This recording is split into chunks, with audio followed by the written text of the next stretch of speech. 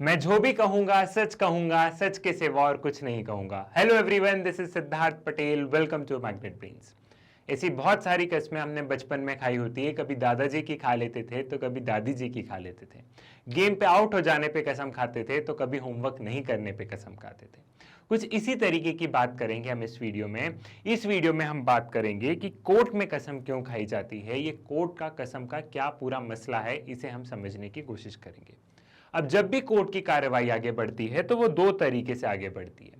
पहला होता है ओथ के माध्यम से, जिसमें कि गवाह को कसम दिलाई जाती है एंड देन उसकी बात सुनी जाती है। और दूसरा होता है एफिडेविट के माध्यम से, जिसमें कि शपथ पत्र पे वो गवाह अपना सारी चीजें लिखता है एंड देन वो पेश किया जाता है। सो ये कसम का सिलसिला शुरुआत कब हुई इसकी, भारत में, इंडिया में, ये कब से, इसका क्या ओरिजिन है, इसे हम समझने की कोशिश करते हैं। देखा जाए तो मुगलों के दौरान कसम खिलाने की परंपरा शुरू हुई। उस समय कोई कानून नहीं था, लेकिन आपको भी पता है कि इंडिया एक बहुत ज्यादा रिलीजियस सोसाइटी है। हमें यह होता है कि हम हमारे धर्म के प्रति झूठ नहीं बोल सकते हैं, और अगर हम झूठ बोलेंगे तो हमें ईश्वर पनिशमेंट देगा, ये सभी के मन में डर रहता है।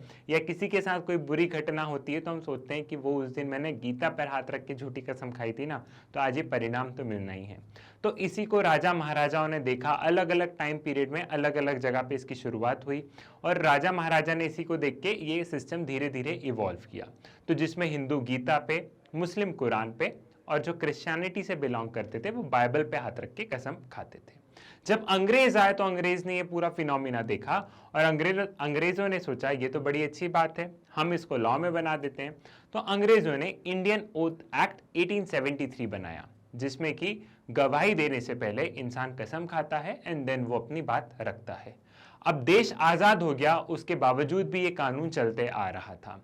लेकिन 1969 में ये लगा कि हमारा एक कंट्री एक सेक्युलर नेशन है और एक यूनिफॉर्म सिस्टम होना चाहिए।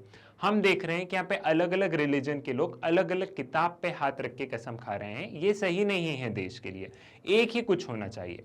तो उसके बाद से जो आप ये मूवी में जो देखते हैं ना कि किताब पे हाथ रख के, गीता पे हाथ रख के जो कसम खा रहे हैं, ये नहीं होता है। उसके बाद से नॉर्मली एक इंसान ऐसा बोलता है, मैं ईश्वर की शपथ लेता हूं कि मैं जो भी कहूंगा, सच के सिवा और कुछ नहीं कहूंगा।